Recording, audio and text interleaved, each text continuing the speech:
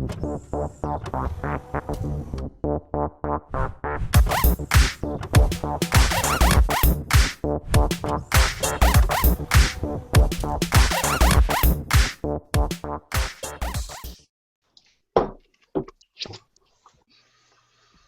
right, And hey, we're live. yes, we are. We are live. Everybody, thanks for coming by. This is Kraken Wit and Wisdom with Don the Kraken Wit, and I have a bunch of good friends with me here today. Ladies first, introduce yourselves, please. Hi everyone, I'm Claire Gray. It's great to be chatting with my friends and cracking with the Kraken. I'm in the UK, so it's great that we're all over the world. It's brilliant, and as we introduce ourselves, I would like to ask everybody a couple of questions. But actually, come back to me and I'll ask you some questions. That's me. So, hey, my name is Anne. I'm Sweet YFT anywhere online, and really, really happy that we're, here talking together online. Ren? Hey all, my name is Nancy. I'm Ren Wood, and this is the very first time that I have ever had my voice on the internet. Yay! All right, fellas. Hey, I'm DJ. I got a couple of vids out you can check out. Other than that, yeah, we'll leave a link, I hope. Oh yeah. I'm MP? MP for Payne. It's great finally talking to everybody. Ren, yourself, and take it away, Don. All right, so a fun Claire had a couple of questions that she wanted to ask everybody around the house. So I guess we could just take turns. Okay, well, I think it's we're going to be just asking random questions anyway, and we've got lots of topics that we've been discussing, and we do kind of work as a group, and we're working on a project at the moment which is really interesting, and I'm sure we're going to talk about that. But I just wanted to find out two questions really. I'll ask you the first one is who may be one of your favourite characters, but who do you think will die before the end? So who's not going to make it to the end of the book series, but you'll be really upset about it because you really want them to survive, but you kind of know that they're not going to. For me, I find it really difficult to even say this because I've got a cat named after this character, and I find it really difficult. It's Brienne. Oh, please don't die, Brienne. I don't want Brienne to die. Please don't die. But I've got a horrible feeling that her destiny is to die honourably as a knight, and that's really sad for me. And I really, really hope that doesn't happen and that she finds happiness at the end of the series. But I've just got a horrible feeling that that's going to happen. But yeah, what do you think? What do you think, Anne? Oh, me next? Mm-hmm. Yeah. Okay. Can we have someone else going first? Yeah, sure. Yeah, anyone? I got someone. I think Tyrion's gonna die by the end of the series, and it's gonna suck. I just think he's done too much terrible shit to get away with it. You know, like it's got to come back to him. He's just done too much. You know what makes me wonder about Tyrion is those mushrooms that he's got, those poison mushrooms in the bottom of his sock, and they've been referenced a couple of times. He brings them up in like every chapter in Dance of Dragons, pretty much. I don't know. Maybe I don't know. There's going to be some use for them somewhere along the line, and it just I don't know. Possibly. I really like, I like Jorah, but I see Jorah being killed somehow.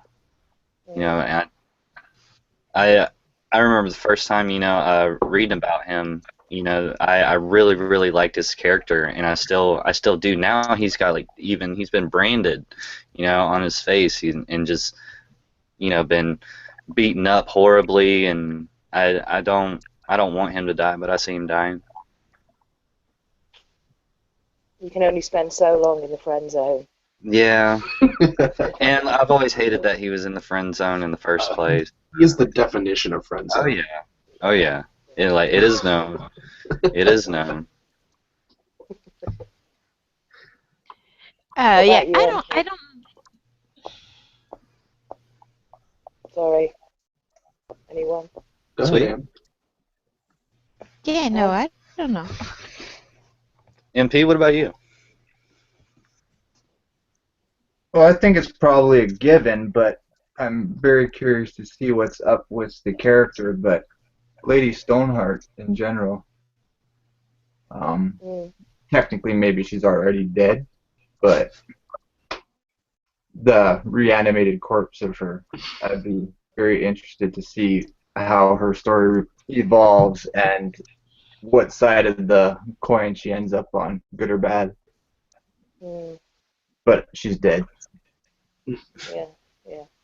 What is dead may never die.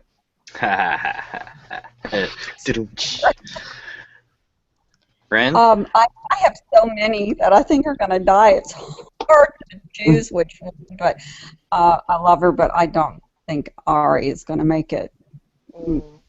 She was completely my through the backup.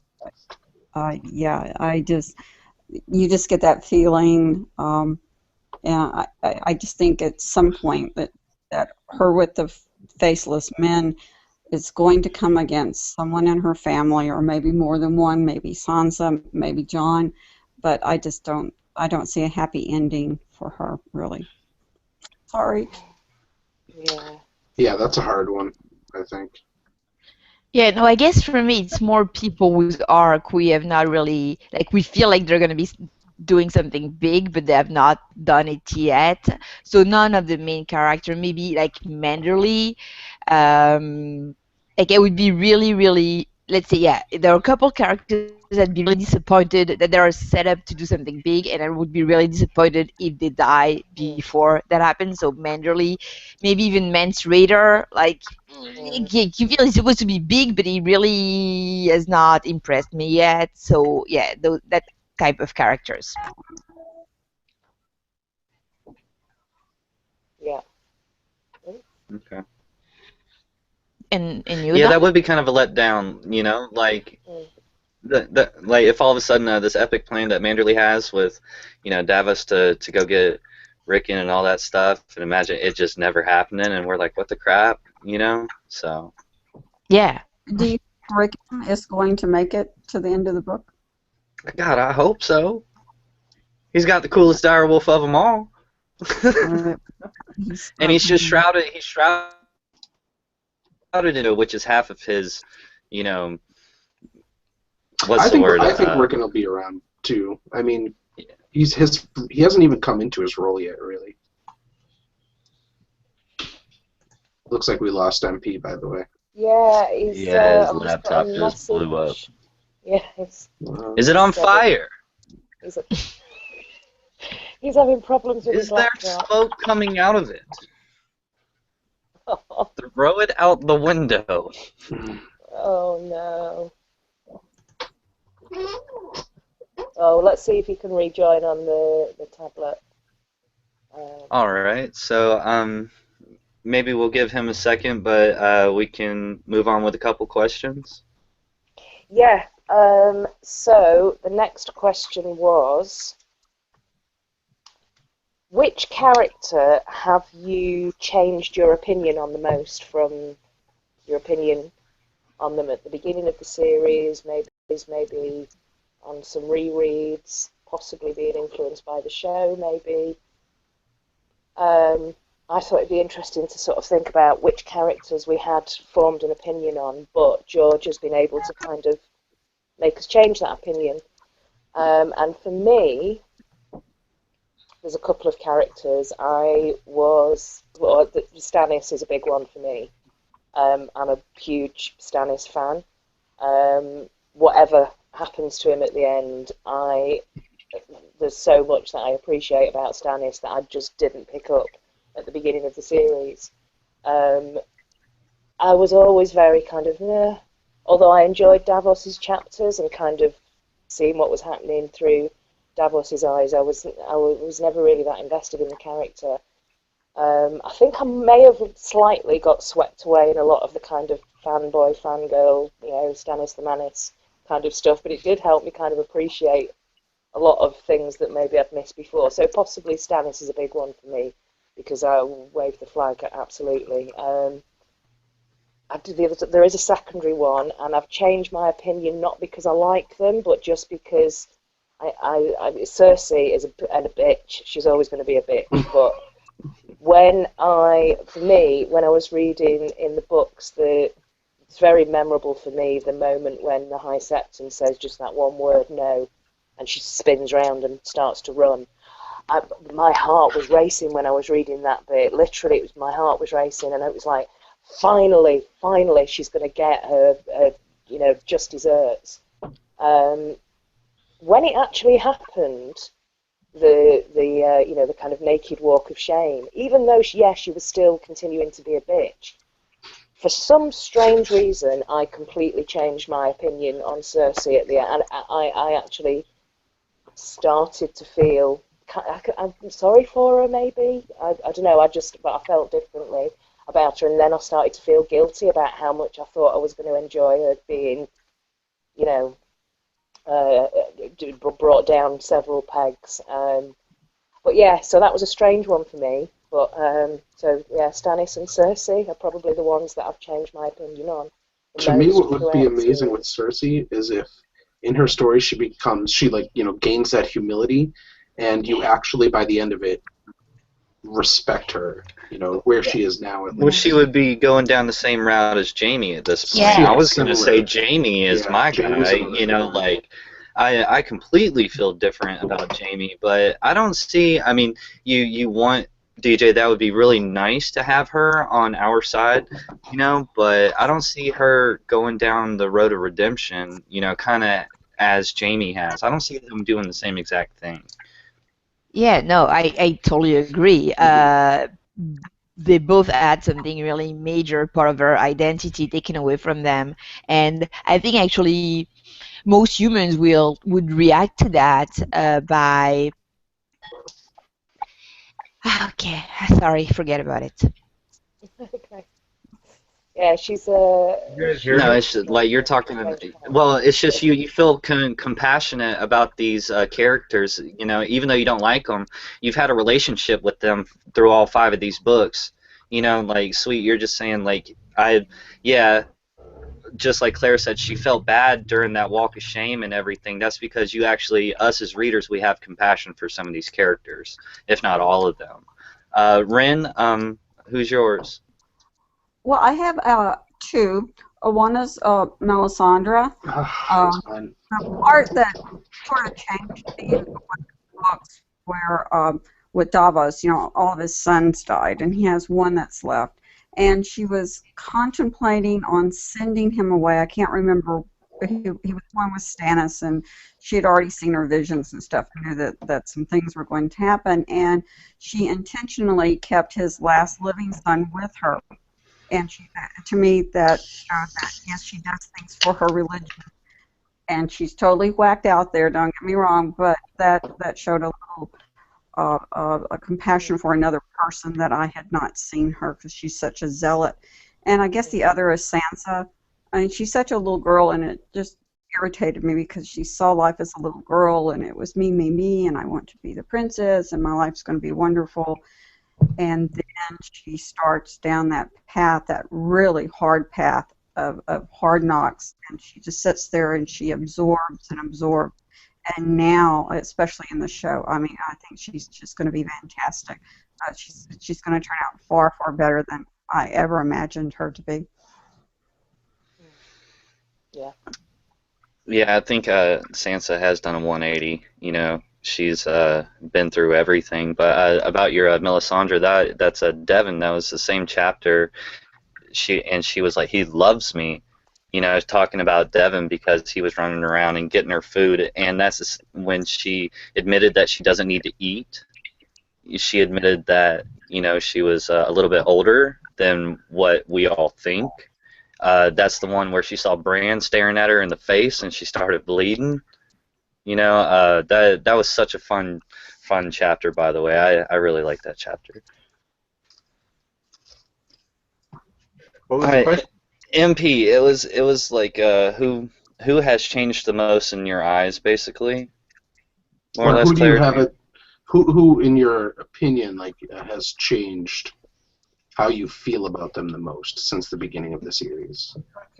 It's I actually, don't. has your opinion of any character changed rather than if you think somebody's changed. So, what has your opinion of a particular character changed from the beginning of this series to the end?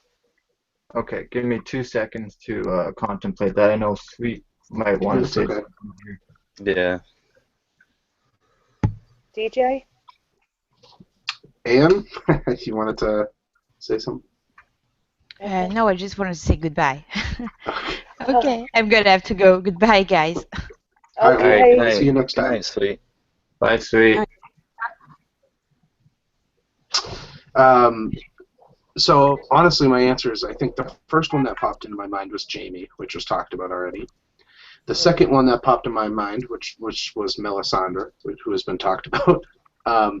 So I guess I'll bring up Doran Martell, who I think when you first are introduced to his character, not just in text but through Ariane, everybody keeps saying how he's weak and he's just like basically a failure and he's being used by the crown. And then as you learn more, you start to realize he has a plan and he's working on revenge and I think in the next book we're going to kind of see a much more drastic change in how we feel about him. I mean, he's really only been around for one and a half books maybe that we really have seen him, and I think that over the next book we're going to see we're going to feel a lot different about him. Yeah. That was one of my favourite chapters, actually, the Princess in the Tower. You're just getting that feeling of claustrophobia and completely not knowing what the hell was going on, and then that big reveal. Which reminds me of Cersei's chapter when she's stuck in the sept too. Yeah, where she keeps being woken up in that, like she's just falling to sleep and then woken up again. Torture. I love my sleep. Oh, I know. I'm with you. Yeah. I think the other day I slept for a solid 18 hours in a row. Yeah. Whoa. I've done that a couple times. Yeah, That a couple is like, times. that's professional. That's professional sleeping. Oh, it is. I wish I could get paid for it. I'd be rich. I would just fly all of us together to have a group hangout. Yeah. All right, MP, did you find someone? I would say maybe somebody's mentioned it, but obviously Arya. He's had a great deal of change happening and a total sort of even loss of identity, which is kind of crazy. I was contemplating sort of wanting to say Brand. I don't know whether or not we realized it changed all that much, so I would probably go with Ren's choice and Arya's sister Sansa. I mean, she's definitely a girl. Is there anybody in the books that I don't think you're kind of like favourites type of person, but is there anybody that you had that you really didn't like at the beginning of the books and then now you think, actually, I've changed my opinion on them?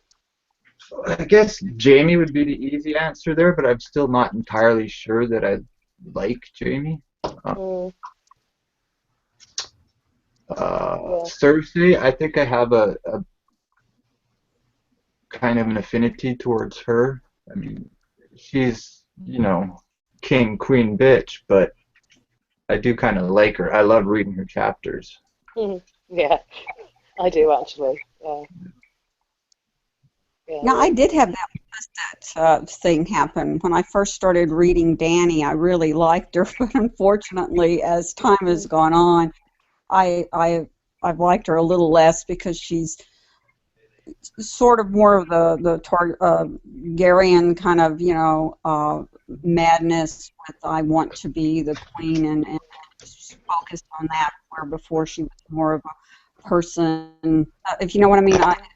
Very, what she's doing is fabulous with her freeing the slaves and that, but she just cuts back to I just want the throne because I'm entitled to it, I guess is what I'm saying, more than through the deeds that she's doing, except for that one thing with slavery, and I wonder if she's just going to have to cut that off and leave them behind to their fate after she's brought them this far to go to I've claim actually her wondered throne. if she might eventually give up her desire for the throne.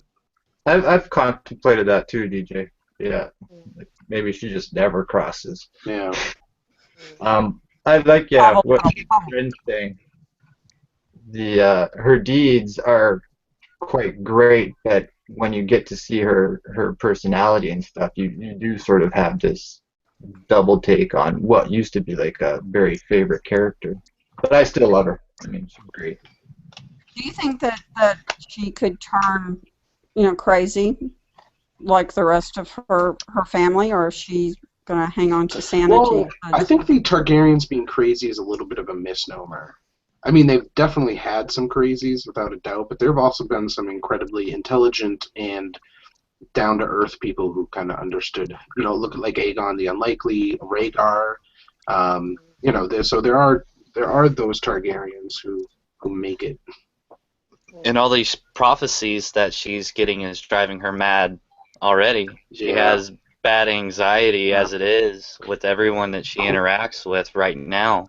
Quaithe and the House of the Undying are slowly unraveling her. Yeah. Don't want to harp on it too much, though. No, I don't want to harp on it too much.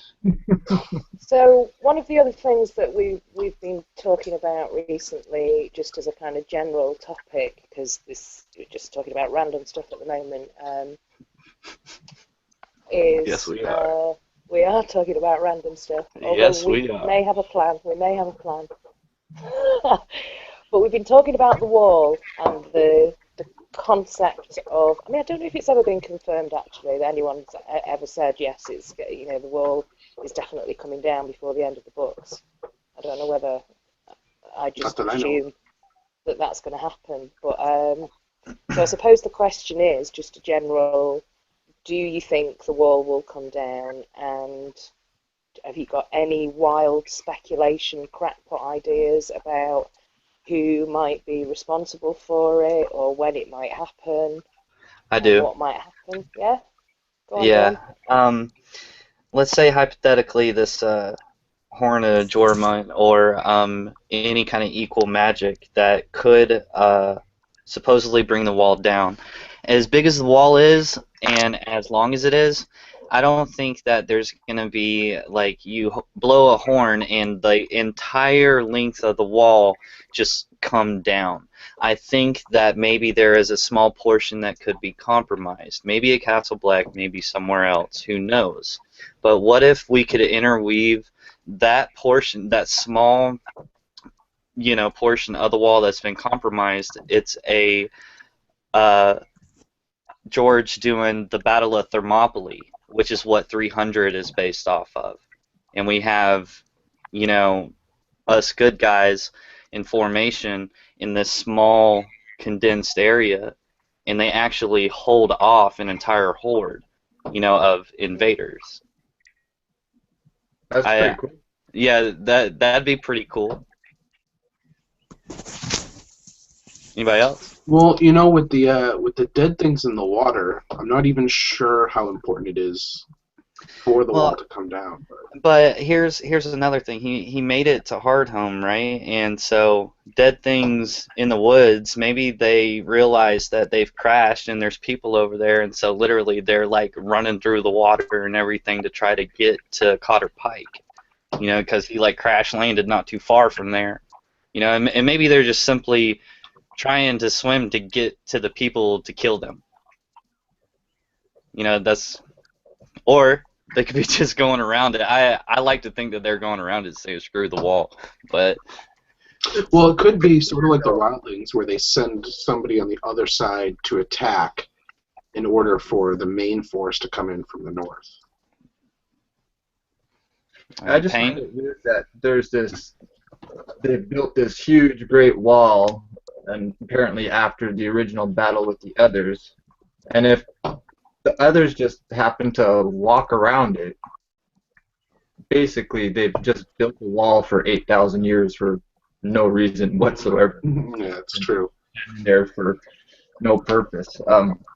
But I mean, I don't disagree. I just think that would be like this weird irony of how they built this wall to keep them out, and they never would have had to do it. I do think that in some fashion the wall will definitely come down. I agree with Don that it can't just be this whole big wall collapsing, because everybody around it's toast then, right? Yeah. Yeah, it's And 700 feet tall. yeah, and hundreds of that miles also long. means that all 32 castles or whatever it is go down too. 18, 19, something like that. Well, that answers the question of what would happen to the Night's Watch, because they're just going to be crushed, aren't they? That's it, gone. Yeah. Yeah, but to me, you have this war between the others and everyone else, and so you're going to have an end to this one way or the other. And I just think the whole wall's coming down, and you're not going to need the Night's Watch. Either we're all going to be defeated and turn into cold undead, or we're going to, live in a summer that never ends, which I think is one of the prophecies that old Nan, or stories that she had. And there's also things in the wall. I'm trying to remember. It was like oath breakers that had been frozen in there. It would be interesting if there were 50 or 49 that the dad, put in the wall. They were Night's Watch or something. That it was his son deserted. Yeah. The knights, the oldest, where Sam came through the wall. That part was fascinating. That was the oldest one, and that's where the Night King ruled. And to me, that's going to be a pivotal part that we'll probably get to at some point. Not only that, but it has a way through the wall. Yeah. And a magic way too. Oh. Yeah, a crazy magic talking door. Oh, that was a fabulous thing that I read. I think I woke my husband up in the middle of the night and said, "Honey, you've got to read this marvelous door that says Where Tree, that the mouth opens up bigger and bigger, and when you walk through after you say the words, it was a shame that they didn't get that on film, because that was a fabulous part of the book." How come we don't talk about that more? What the hell is that? Yeah. Yeah, no doubt. Where Tree and I think the oath before the Night's King came was different than after the Night's King came. I think they added the take no wife and stuff. And I was trying to remember if he just said a part of that and went through, or if maybe he said the older part of the oath that went through. But that tree was how old it was, and the feeling that it gave was just marvelous reading. In White Tree, and in its mouth, wasn't there like some kind of like red goo or red residue inside of its mouth? And that tree is enormous. You have little houses and stuff. The tree was so big inside that, and the mouth was so large that you had all these sacrificial bones of, I think, sheep that was in there. It went in great detail on that part that I thought was really interesting, because that's, I think, where Craster's wives came from, was from White Tree, and then he brought them, or I think that's where he might have been even born at. Craster was born in White Tree, yep. Oh, good. I'm doing this from memory, and it's not a good memory. It was brought up recently, I think, between me, MP, and Don, and we looked it up. We did. Yeah. I was just going to ask, Bryn, do you know the Take No Wives part of the Night's Watch oath offhand? Yeah, bear no children. Yeah, and Sweet said we are the watcher on the walls. She had a really good point. I hate that it got too late. The term of taking no wives is sort of this other play on the Night's King too, right? Where he maybe stole the other, or was we believe she came and seduced him, but this weird take no wives thing is sort of this wildling stealing away a bride thing rather than we will not wed or anything like that. The wording's suspect. It's I shall take no wife, hold no lands, father no children.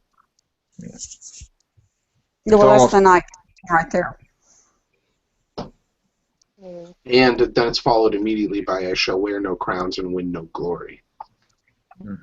it's So, all basically Night's King reference type stuff. But also in there, that we are the shield against, and it's basically the war that they had with the other, and then to me, it sort of changed over to include the Night's Watch problem that they have, but they have. You know, these vows, there's a lot to these vows that I don't really understand. It mentions the horn that wakes the sleepers, you know, the sword in the darkness, the fire that burns against the cold. It's really strange. Isn't that the battle against the dawn, the very first one that they had with the others? Don't you think? That's a little, I mean, when you go that far back in this history, it's hard to tell because it was before they started writing stuff down, and so we don't really know what's true from that The era. name of it too, though, is very, very questionable as well. You have the Age of Heroes, but you also have the Dawn Age. It's almost like there was winter beforehand, and then you have the Dawn Age where life has become a little bit more normal and stuff. What are you laughing at, Don? And Well, the is it Dawn supposed to Age, be I love it. the Dawn Age? Love it. I love it so much. But hey, we also know that the Tullys are the Illuminati to the Night's Watch. I made a short video about that. Check it out. Yeah. Blackfish Nice plug. taking the black. Yeah. Him taking the black, and then he was I forget what he said right offhand. He was like, your family is duty, and it's family duty honor. For the Tullys, it was so cool to me. Yeah, I remember that. That was a Yeah. great little grab that you pulled out of that one. Yeah. For sure. I remember For thinking me, of duty honor when Catelyn left her toddler and her comatose child to run after somebody, and I kept going, really? Well, she was trying to get answers for what happened for the family, so it could really go either way. And trust me, I thought about that too. I was like, family duty honor. Well, you just left your family, but she's doing family duty and honor by trying to get at those people, that caused this to her son and her family. So I think Catelyn can go either way. I haven't really thought that much on Catelyn. I didn't think much of her until she got resurrected. She's a really cold bitch. The whole series, basically. for me, Go around.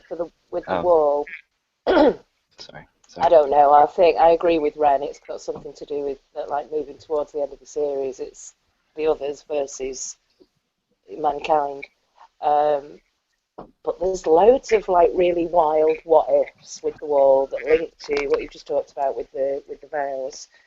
And you just think that there's a lot of things going on at the wall currently and recently that have never happened in its history before.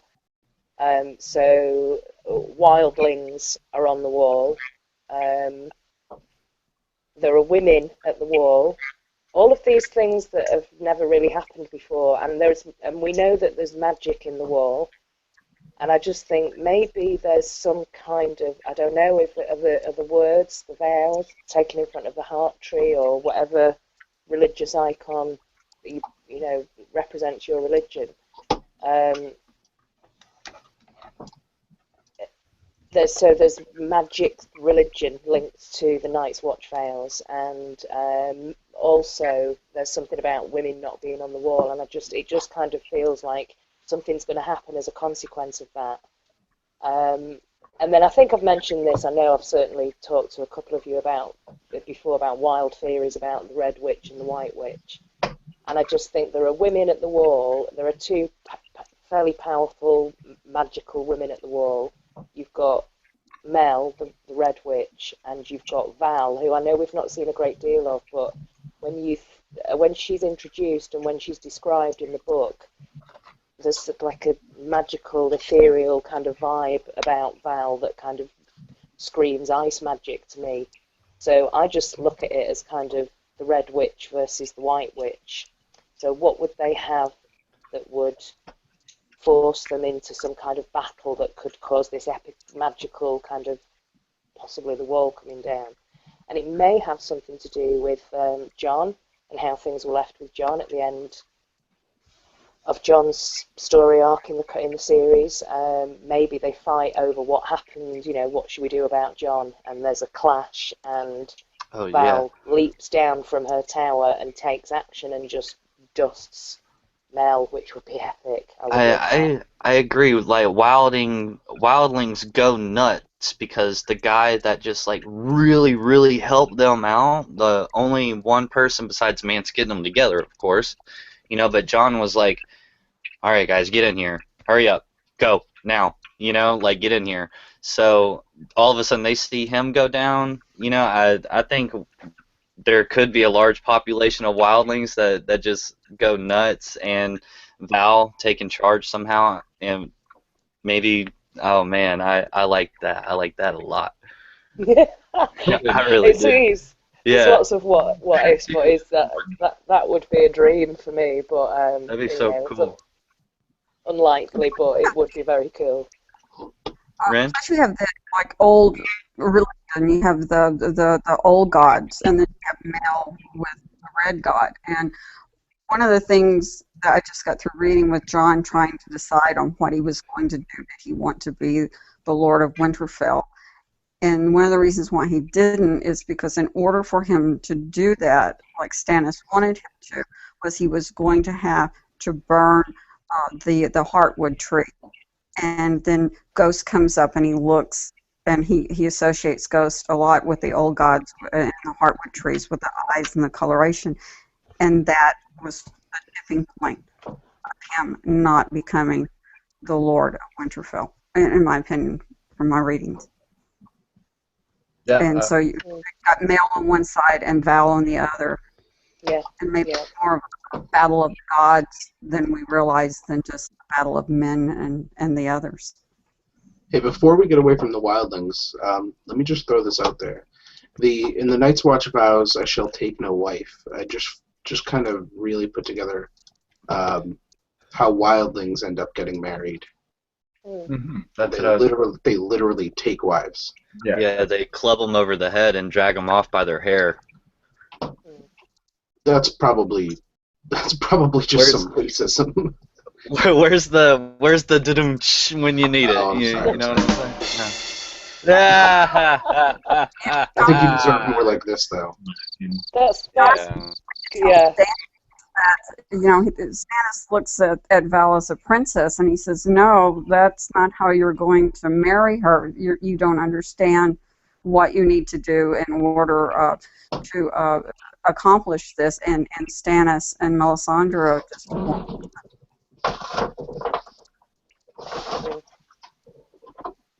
DJ fell down.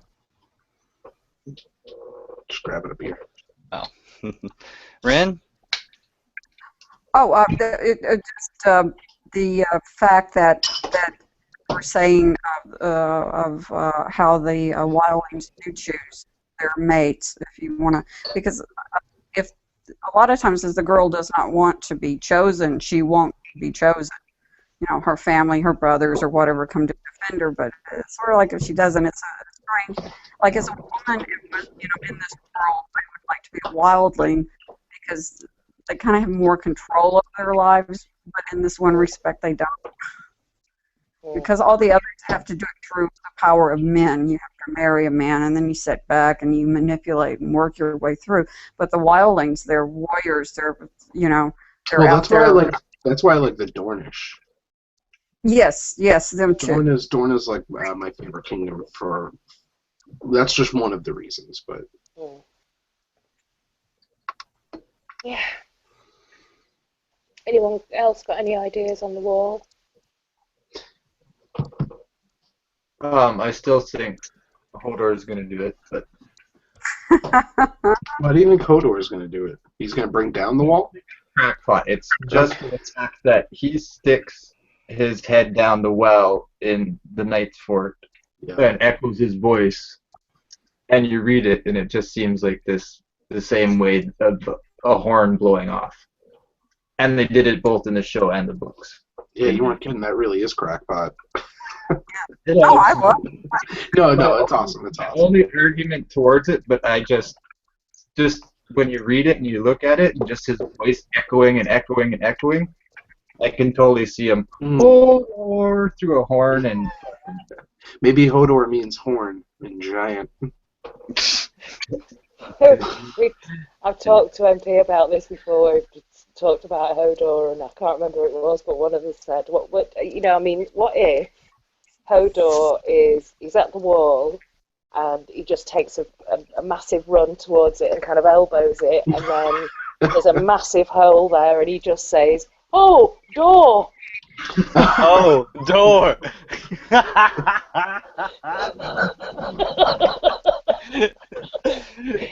DJ! Oh my That God. was it. That was it all along. That was it all along.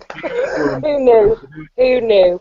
Oh, that's brilliant. That's brilliant. Okay, right. I think I can probably join you for one more topic before I have to leave because I've got to drive to another country. It's only 70 miles away and it's Wales, but it's still a... Oh, come on. Wow. So who wants to... Is there a topic that anyone wants to talk about?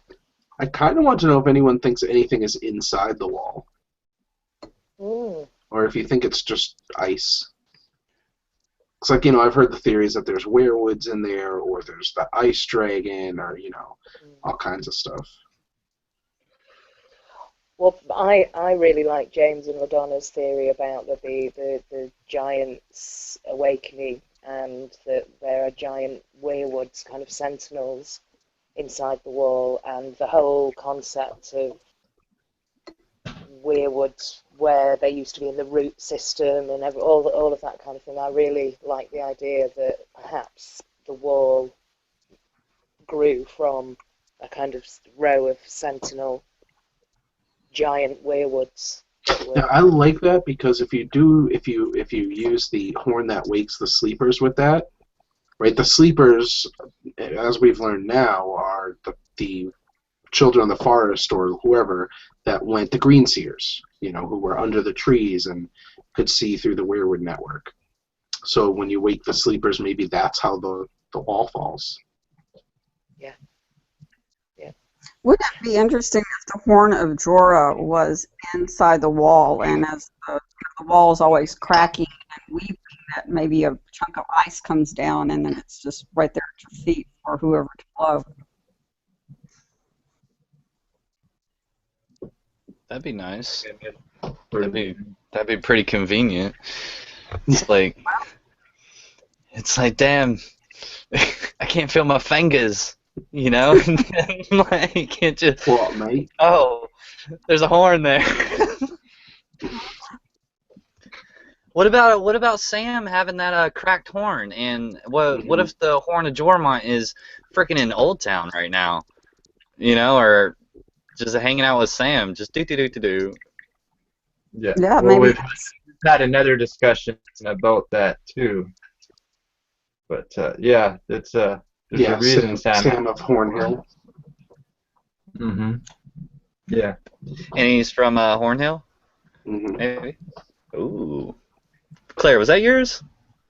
Claire, did I hear you say that one time? Yeah, you were talking. Yeah, it was you. Yeah, you were talking about. Yeah. Are you talking? Sorry, I disappeared for a second. You're Yeah, you talking did. about Yeah. Sam's got the horn and he's from Hornhill. Yes. Yeah, that was. You said that. I heard you say that. Yeah. Yeah, sorry. The first time you said that, I literally felt the back of my head explode. It's like, how did that not occur to me sooner? Hey, what about the Sam talking about Mance and the baby? Oh, yes. Who Oh, discovered Okay. that? Was that Anne? That was Anne. I Yeah. don't yeah. think we can Oh, reveal it's this Oh, then. She's not okay. here. I wouldn't feel Roger right that. about it. Well, we'll you kind keep of that already on hold. revealed it. Nope. Now everybody's going to be like, what? I know. One can edit it up. So basically, Brianna Tarth, and these sapphires. So Brienne she's Tarth. gonna no. She, I'm just trying to change it. See you, Jamie. Okay. Do you want to get out of here, Claire? No, I just didn't want to hear anything bad about Brienne. No, Oh, I was no, just no. changing the subject. That's Oh, all. okay. Brienne is Azor Ahai. No, yeah, clearly. Azora High is Hmm. Santa Claus. That's all I'm saying. We'll Brienne cover it a come different down your time. chimney. Yep. Yeah. Rin, It's you got anything? different name in different countries. I was just thinking, I don't know how Martin can only write 2 more little tiny books and fulfill all of our what if and I all love the that. idea that a 1,500-page book is tiny. Yeah. It could be more. I really think that he needs a third one. Yeah, me too. I want 3 more 3,000-page books. That's what I want. What? Over What's that? over the next 30 years of my life. It gives you something to live for. Yeah. Yeah, it gives me something to live for. I'm gonna go start working out. We'll be like 80, like, Yeah. did you read the newest Song of Ice and Fire series book? The Duncan X, which I have not read, and I'm really looking forward to that coming out. Oh, Ren. Yeah, I know. Well, all right, let me go ahead and say this. The Duncan Egg series, I put it off, and LT and Hedge were really trying to get me to read it, and I was like, guys, like I read all through the Song of Ice and Fire. I just don't want to start, because I'm hungry or thirsty, start devouring these different novellas, or side stories and stuff like that. I knew that I had this mystery of these stories at my disposal, but it was really nice to know that they were there and not use them. Okay, but I bit the bullet one day, and the Hedge Knight, the very first book, was so freaking good that I was actually mad at myself that I had Yeah. never read it before, and then I was completely upset with myself because it was so good. It felt like I just spoiled everything for myself, and with the whole battle of the 7 versus 7, it was just the coolest thing. And just to see Dunk, he's like the one character that is good, that we got like what, two or three characters that are like completely good, maybe, possibly, but Dunk, he's such a good guy, and the storytelling is so great, and you can follow right along. There is no loss of anything. But I haven't read the other two because I wanted to leave them there, to know that I could go to them. But Do you like I guys said, think I'm mad. Huh? Sorry, go ahead. No, go ahead. No, I was I'm going to done. ask if anybody thinks there'll be a Battle of 7 in the series proper. Well, history is bound to repeat Great itself. question. Marjorie, she's having a trial by something that's different from Cersei, or are their trials the same? Trial by faith. Yeah. Yeah, I think the idea is Marjorie is going to have her own battle, if I'm correct, if I remember correctly. It's the same by faith. Because Cersei has this one night that against another one night, and Marjorie's having 2 nights fight to prove her innocence as well, or is it because it's been a while since I read that part? I think it was different. Or Has she definitely made the choice? I can't remember either.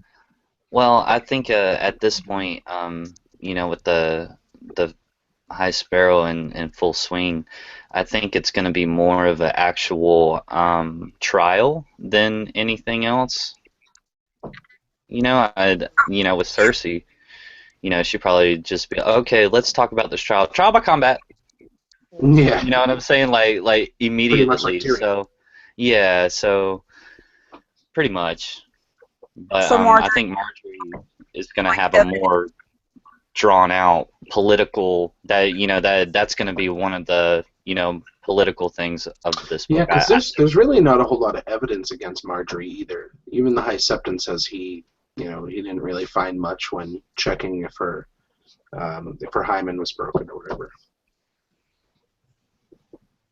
okay, Well, so isn't all of the evidence against Marjorie stemming from Cersei, and Cersei's name's Mud, literally at the moment. Yeah, So, right now. so Marjorie's in a fairly good position, I would think. Yeah, and the people who confessed that they lied after, except for the Blue Bard, I think, because he was just tortured so much by Qyburn. I think he's just sticking to it because he's insane at this point. Yeah. Ren, Ren? MP.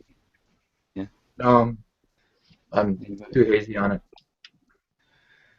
Ren.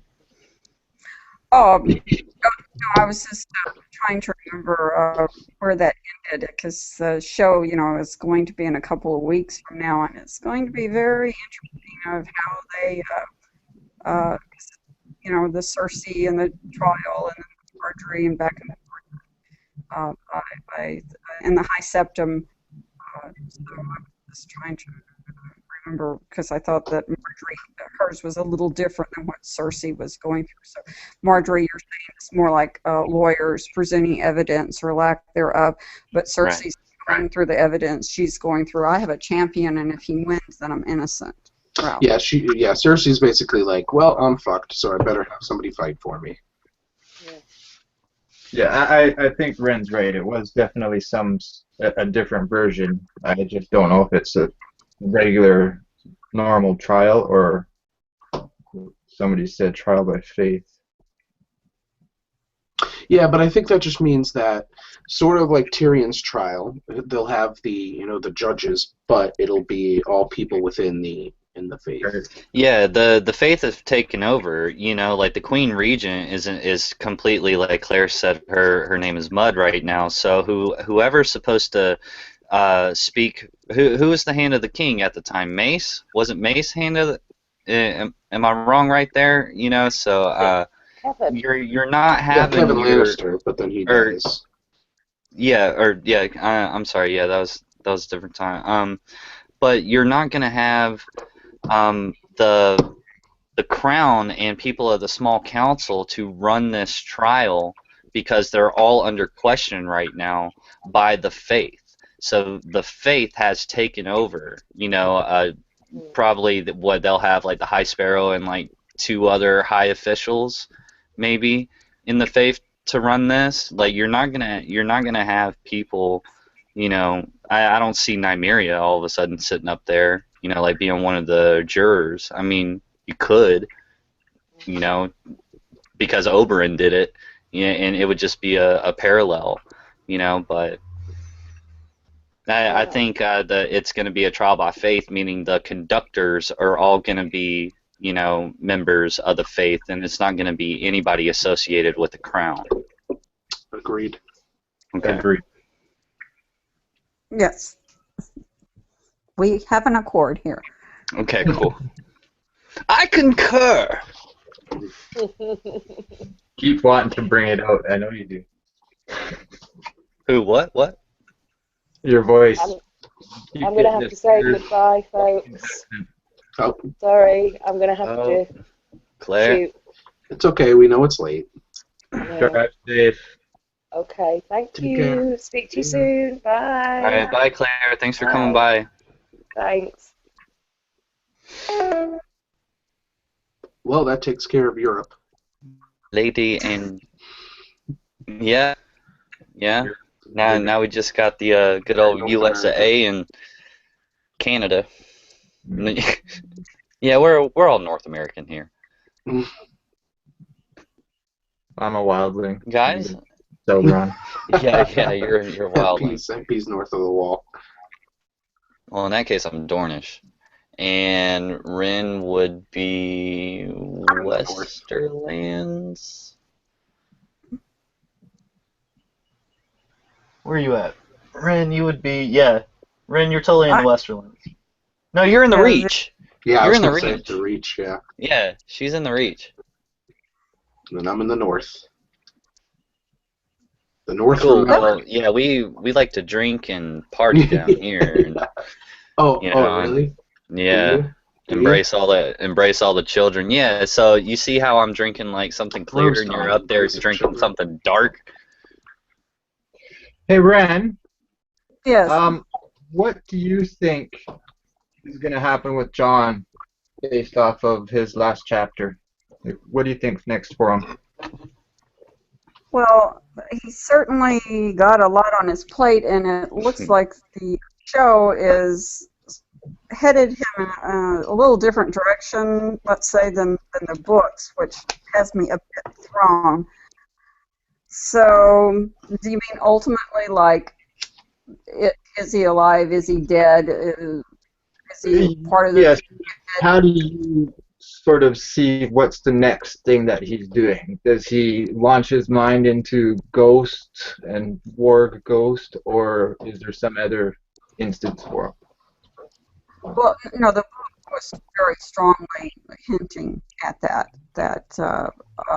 And I think Melisandre knows that's the direction that John is headed in. So the thing is, how long is he going to? From me reading, how long is he going to be in Ghost? What kind of effect is that going to have? And when he comes back out, what kind of body is he going? Because it would be sort of like the other, Lady Stoneheart, in that the body is decayed and gone, but the mind is still there. But his was different because he did not die and come back from the other side, but his spirit just changed places, if you know what I mean. So I just, Sort of we thought. also have. You guys. Yeah. Hey, you guys. All right, one at a time here. Yeah, go ahead, Ren. Finish. Sorry. No, I'm just thinking that, like in the end, when this is all said, you really have the battle against, the cold and the living, the dead, the two opposites. That John would be more on the other side, and I had been thinking that Arya, as the sort of the champion of death, and John are going to come against each other, and either needle which he gave her is going to be plunged in him and maybe be ignited as Lightbringer, or his sword going into Arya and being ignited until Lightbringer, and I just keep going on both sides of that. But it just crackpot way out there, and as I read, I change my mind, but it could be. I was I know that people have theories of Melisandre resurrecting John. And I guess my thought was, if she actually resurrects his corpse when his mind is in Ghost, what happens then? It'd be an empty shell. Pardon me? It'd be an empty shell, because like you got to think about somebody like Catelyn, or Beric Dondarrion. When their body was slain, who knows where their mind went and where they came back from. Okay, and that's why they lose themselves. Or in my opinion, John is intact, hypothetically, inside a ghost. All Melisandre does is heal his wounds and get the body breathing. The brain is not functioning, and he can be 100% back into it, but I don't think there would be any kind of negative repercussions that all the other resurrections have suffered. I think he'll be intact. He'll just have some scar tissue. I've always toyed with the idea of this, like you say, empty shell, but she's proclaiming it as Azura High, and if it's moving around by any means, or if it has its own some personality, like maybe Robert Strong or something like that.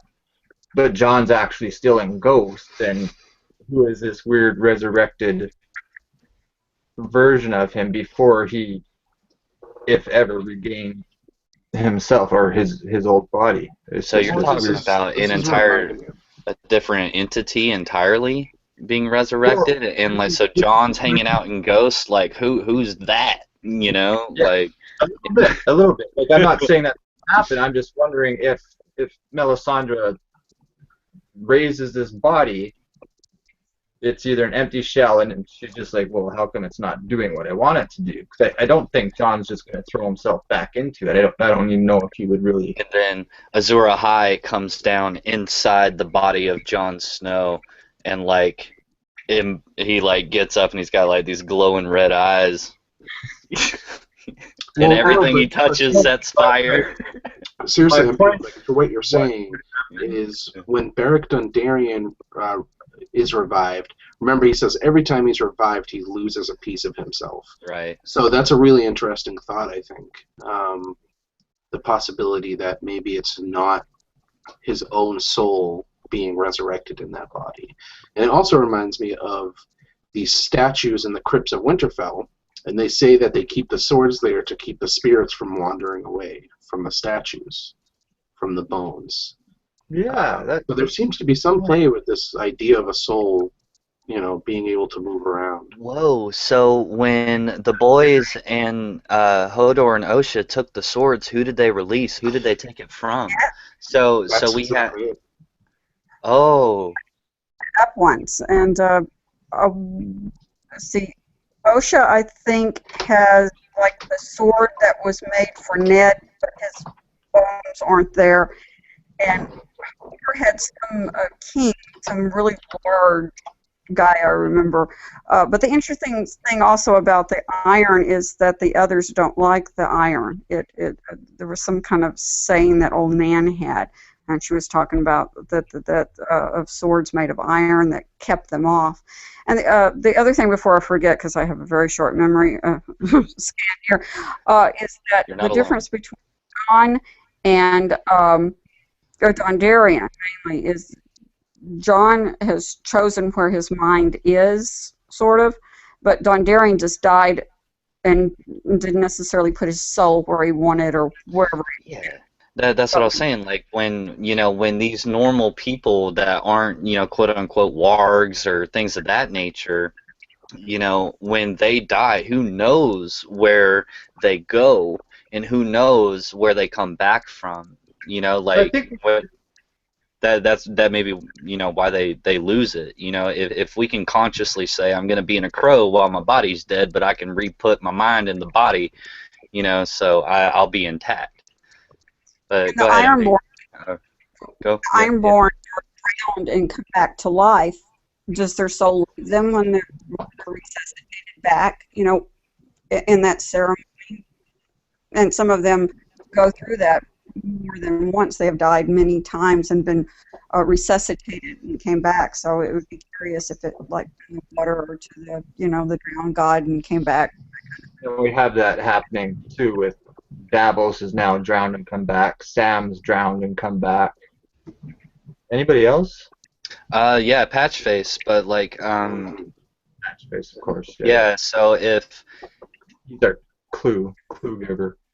I mean, it's like they took a large part of him when Tyrion he has. left.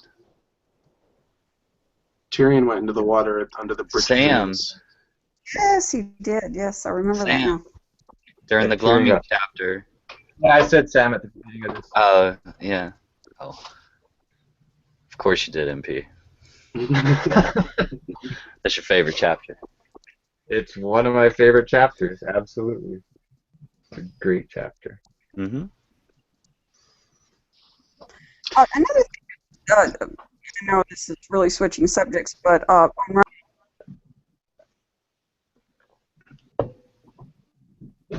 I lost her. Can you Yeah, guys Did we hear? lose you, Ren? Ren. No, Ren. Can you start over? We lost your audio for a second.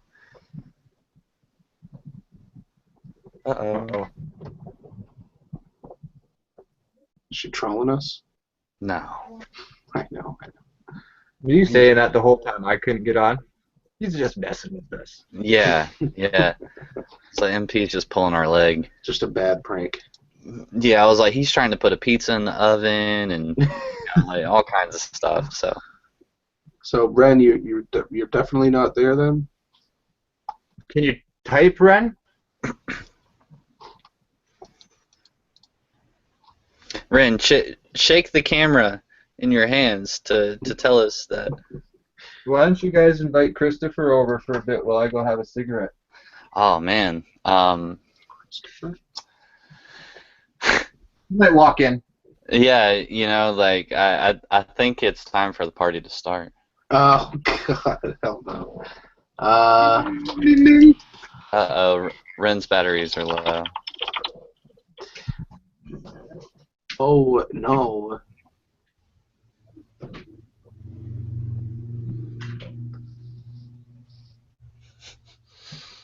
What a series of unfortunate events. By Lemony Snickets. Call it a day.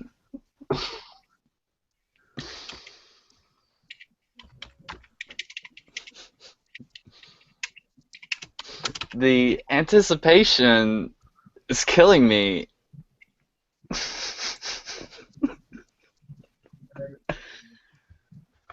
Oh man, I crack myself up sometimes. This hangout is very quickly disintegrating. Oh yeah. I'm going to call it a day. It may be time to call it a day.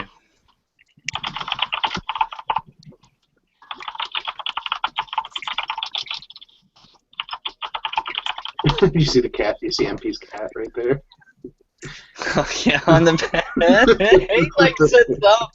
He like sits up and he's like, well, my He has favorite no idea. character is you Yeah. know.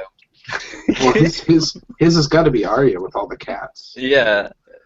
Or maybe Toman. Toman has a nice cat. Sir Pounce. He's like, man, Sir I just Pounce. wish that Sir Pounce would get his own chapter. I mean, I don't know why. I mean, we got Melisandre, right? Yeah. Give us someone else here. I mean, come on. Come on. Kitty, can you see us? Come to the camera. It's like looking at us. All right. Well, I think let's end this one, okay? Yeah. Yeah. All right, everybody. Thanks for watching Kraken Wit and Wisdom with Don the Kraken Wit. Bye. Bye.